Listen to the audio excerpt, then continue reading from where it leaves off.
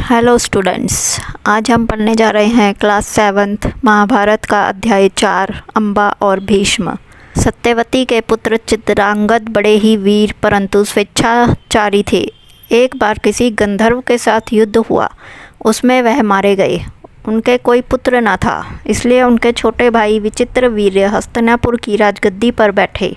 विचित्रवीर्य की आयु उस समय बहुत छोटी थी, इस कारण उनके बालिक होने तक राजकाज भीष्म को ही संभालना पड़ा। जब विचित्रवीर्य विवाह के योग्य हुए तो भीष्म को उनके विवाह की चिंता हुई। उन्हें खबर लगी कि काशीराज की कन्याओं का स्वयंवर होने वाला है। यह जानकर भीष्म बड़े खुश हुए और स्वयंवर में सम्मिलित होने के लिए काशी रवाना हो गए।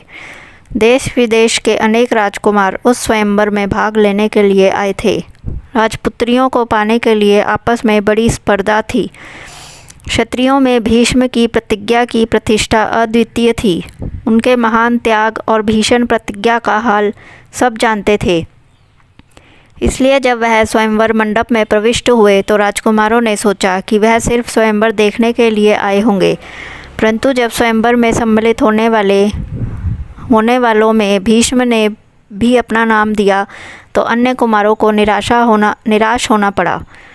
उनको क्या पता था कि दृढ़ व्रती भीष्म अपने लिए नहीं वरन अपने भाई के लिए स्वयंवर में सम्मिलित हुए हैं। सभा में खलबली मच गई। चारों ओर से भीष्म पर फप्तियाँ कसी जाने लगी। माना कि भरतवंशी भीष्म बड़े बुद्धिमान और विद्वान हैं, स्वयंवर से इन्हें क्या मतलब, इनके प्रण का क्या हुआ, जीवन भर ब्रह्मचारी रहने की इन्होंने जो प्रतिज्ञा की थी क्या वह झूठी थी। इस भांति सब राजकुमारों ने भीष्म की हंसी उड़ाई। यहाँ तक कि काशीराज की कन्याओं ने भी भीष्म की तरफ से दृष्टि फेर ली और उनकी अवहेलना सी करके आगे की ओर चल दी। भीष्म इस अवहेलना को सह न सके। उन्होंने सभी राजकुमारों को हराकर तीनों राजकन्याओं को बलपूर्वक रथ पर बैठा लिया और हस्तिनापुर को चल दिए। सौभ देश का राजा शाल्व बड़ा वीर था। काशीराज की सबसे बड़ी कन्या अम्बा उस पर अनुरक्त थी और उसको मन ही मन अपना पति मान चुकी थी। शाल्व ने भीष्म के रथ का पीछा किया और उसको रोकने का प्रयत्न किया। इस पर भीष्म और शाल्व के बीच घोर युद्ध छिड़ गया। भीष्म ने उसे हरा दिया, किंतु काशीराज की कन्याओं की प्रार्थना पर उसे जीवित ही छोड़ दिया। भीष्म काशीराज की कन्याओं को लेकर हस्तिनापुर पहुँचे। विचित्रवीर्य के विवाह की सारी तैयारी हो जाने के बाद जब कन्याओं को विवाह मंडप में ले जाने का समय आया तो काशीराज की बड़ी बेटी अम्बा एकांत में भीष्म से बोली, गंगे, मैंने अपने मन में सौभ देश के राजा शाल्व को अपना पति मान लिया था। इसी बीच आप मुझे बलपूर्वक यहाँ ले आए। मेरे मन की बात जानने के बाद आप मेरे बारे में अब जो उचित समझे करें। भीष्म को अम्बा की बात जची। उन्होंने अम्बा को उसकी इच्छा अनुसार उचित प्रबंध के साथ शाल्व के पास भेज दिया और अम्बा की दोनों बहनों अंबिका और अम्बालिका का विचित्रवीर्य के साथ विवाह कर दिया। अम्बा अपने मनोनीत वर सौभराज शाल्व के पास गई और सारा वृतांत कह सुनाया। उसने कहा, राजन, मैं आपको ही अपना पति मान चुकी हूँ। मेरे अनुरोध से भीष्म ने मुझे आपके पास भेजा है।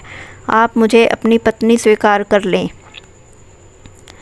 पर शाल्व ना माना। उसने अम्बा से कहा, सारे राजकुमारों के सामने भीष्म ने मुझे युद्ध में पराजित किया और तुम्हें बलपूर्वक हरण करके ले गए। इतने बड़े अपमान के बाद मैं तुम्हें कैसे स्वीकार कर सकता हूँ। तुम्हारे लिए अब उचित यही है कि तुम भीष्म के पास जाओ और उनकी सलाह के मुताबिक ही काम करो। बेचारी अम्बा हस्तिनापुर लौट आई और भीष्म को सारा हाल कह सुनाया। उन्होंने विचित्रवीर्य से कहा, वत्स, राजा शाल्व अम्बा को स्वीकार नहीं करता। इससे विदित होता है कि उसकी इच्छा अम्बा को पत्नी बनाने की नहीं थी। अब उसके साथ तुम्हारा ब्याह करने में कोई आपत्ति नहीं रही है। पर विचित्रवीर्य अम्बा के साथ ब्याह करने को राजी ना हुए। बेचारी अम्बा ना इधर की रही ना उधर की। कोई और रास्ता ना देख वह भीष्म से बोली, गंगे, मैं तो दोनों ओर से ही गई, मेरा कोई भी सहारा ना रहा। आप ही मुझे हर लाए थे, अतः अब आपका यह कर्तव्य है कि आप मेरे साथ ब्याह कर लें। भीष्म ने उसकी बात ध्यान से सुनी और अपनी प्रतिज्ञा की याद दिलाकर बोले, अपनी प्रतिज्ञा तो मैं नहीं तोड़ सकता। उन्होंने अम्बा की परिस्थिति समझ कर विचित्रवीर्य से दोबारा आग्रह किया, पर वह ना माना।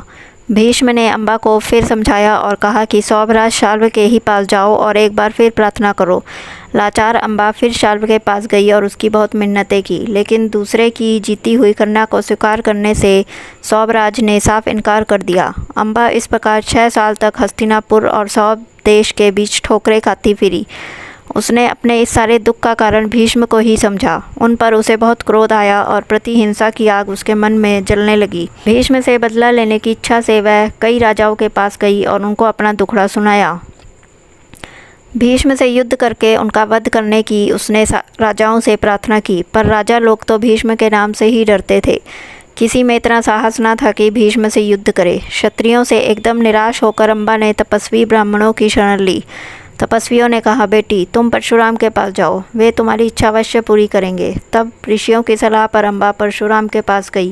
अम्बा की करुण कहानी सुनकर परशुराम का हृदय पिघल गया। उन्होंने दयाद्र स्वर में कहा, काशीराज कन्या तुम मुझसे क्या चाहती हो? अम्बा ने कहा, ब्राह्मण वीर, मेरी प्रार्थना केवल यही है कि आप भीष्म से युद्ध करें। मैं आपसे भीष्म के वध की भीख मांगती हूँ। परशुराम को अम्बा की प्रार्थना पसंद आई। बड़े उत्साह के साथ वह भीष्म के पास गए और उन्हें युद्ध के लिए ललकारा। दोनों कुशल योद्धा थे और धनुष विद्या के जानकार भी। दोनों की जितेंद्रिय और ब्रह्मचारी थे। समान योद्धाओं की टक्कर थी। कई दिनों तक युद्ध होता रहा, फिर भी हार जीत का निश्चय न हो सका। अंत में परशुराम ने हार मान ली और उन्होंने अम्बा से कहा, जो कुछ मेरे वश में था कर चुका, अब तुम्हारे लिए यही उचित है कि तुम भीष्म ही की शरण लो। पर अम्बा ऐसी बातों से कब विचलित होने वाली थी। उसने वन में जाकर फिर तपस्या शुरू की और तपोबल से स्त्री रूप छोड़कर पुरुष बन गई और उसने अपना नाम शिखंडी रख लिया। जब कौरवों और पांडवों के बीच कुरुक्षेत्र के मैदान में युद्ध हुआ तो भीष्म के विरुद्ध लड़ते समय शिखंडी रथ के आगे बैठा था और अर्जुन ठीक उसके पीछे। ज्ञानी भीष्म को यह बात मालूम थी कि अम्बा ही शिखंडी का रूप धारण किए हुए है, इसलिए उन्होंने उस पर बाण चलाना अपनी वीरोचित प्रतिष्ठा के विरुद्ध समझा। शिखंडी को आगे करके अर्जुन ने भीष्म पितामह पर हमला किया और अंत में उन पर विजय प्राप्त की। जब भीष्म आहत होकर पृथ्वी पर गिरे तब जाकर अम्बा का क्रोध शांत हुआ। इसके आगे का अध्याय आप हमारे चैनल पर जाकर देख सकते हैं। धन्यवाद।